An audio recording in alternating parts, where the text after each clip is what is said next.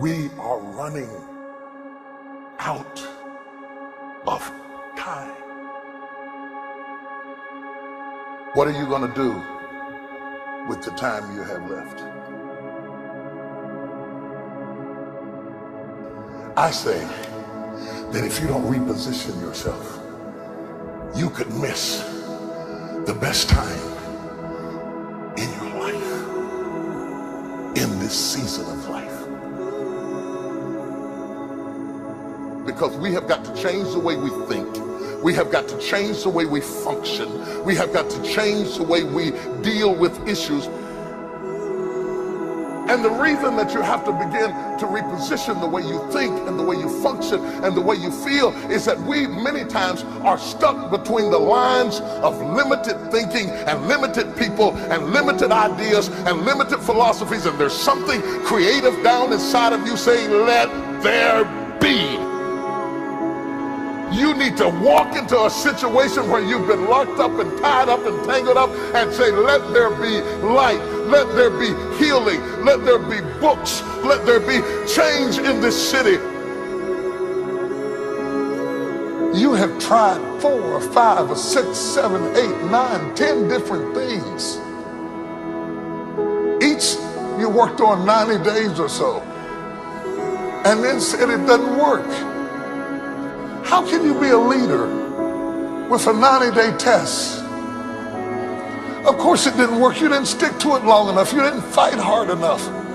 You didn't do what it took to win, and rather than to correct it and get it right, you walked away from it and tried something else. And for the last 10, 15 years of your life, you've been on the run from one thing to the next thing to the next thing, trying to make all this stuff work. Stop it. Stand still. You have to have the courage to live with the pressure and the criticism. New levels bring new devils. You have to be tough. You have to be tough to be able to stand it.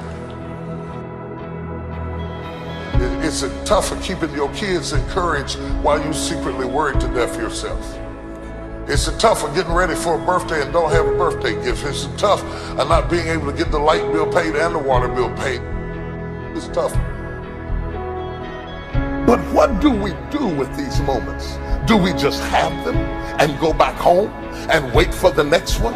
Almost like junkies getting a fix or smokers smoking a cigarette? Are we just habitually addicted to moments without being able to take that moment and use it strategically to do something in our lives?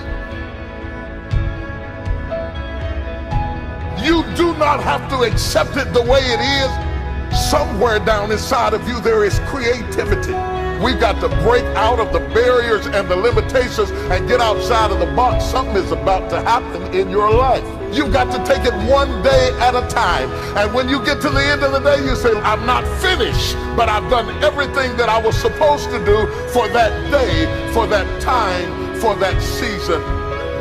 Your season is shifting. You will be able to do now in a way that you have never been able to do it before.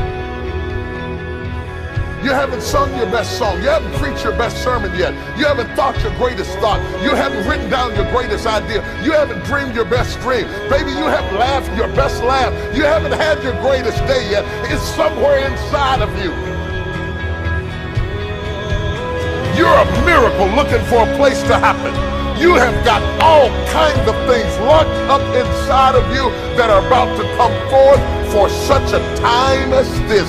The time is right. The stage is set. The conditions are in order, and something awesome is about to happen in your life. Don't let anybody tell you you're too young. Don't let anybody tell you you're too old. Don't let anybody tell you you're fitted. Every day you wake up in the morning, it's a sign the best is yet to come. This is my moment, and I am determined to live it. The mind is the battleground. The fight is in your mind. Are you ready for the next level?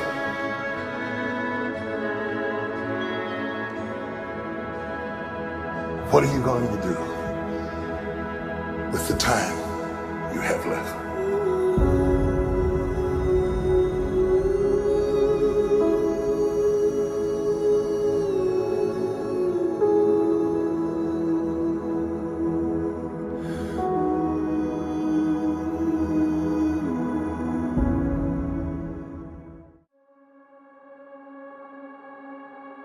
If you live very long at all of your youthful idealism gives way to the harsh realities of life itself. When you were a teenager, you thought you knew everything. But when you got to put everything in practice, you found out it wasn't as easy as you thought it was. Life has a way of making you close your mouth. Life will mute you, shut you down.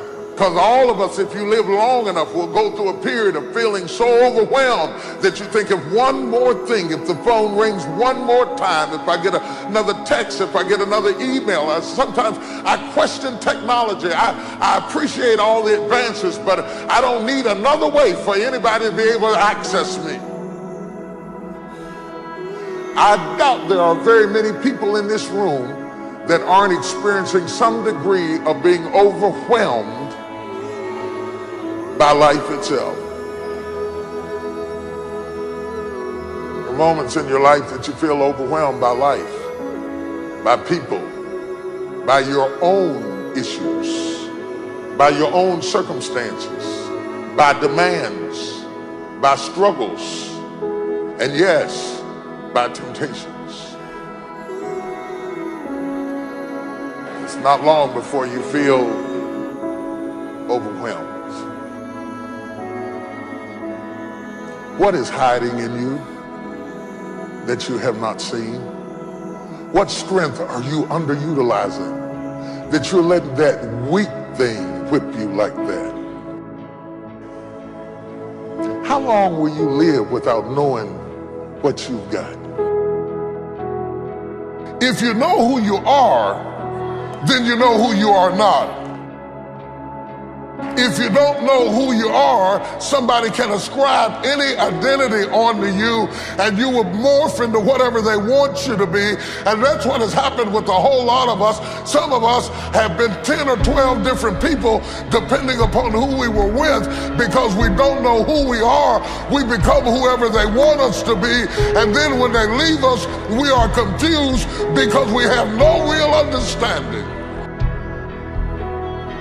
We like to think that life comes to us in courses, but it does not. In reality, sometimes you got 10 issues and they all hit you in the same weekend. You may not like what you're going through. You may be stressed and overwhelmed. You may not be comfortable with your situation, but you got what it takes. What do you do when life does not seem fair? How do you deal with it when it is not what you expected? When you find yourself with mighty visions and mighty goals dealing with people of mediocrity. You're gonna make it out of this storm. You will survive this attack.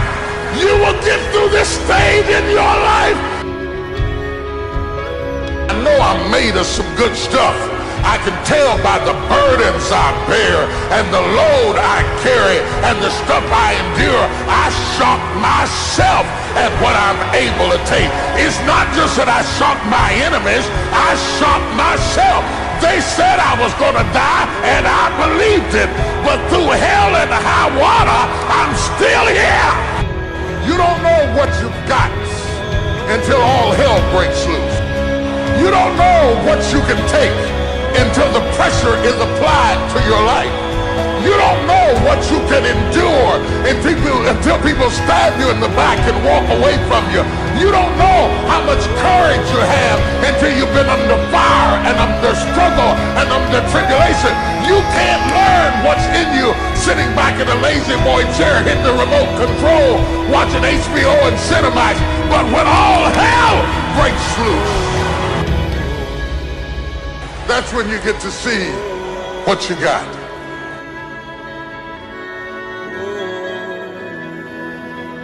Experience kills off the weaknesses. Your childishness begins to die. Your fear begins to leave. Because what you're going through does not intimidate me. It intimidates you.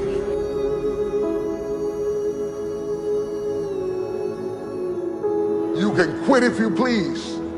You can even take what you got and give it away to 70 other people. But you got what it takes.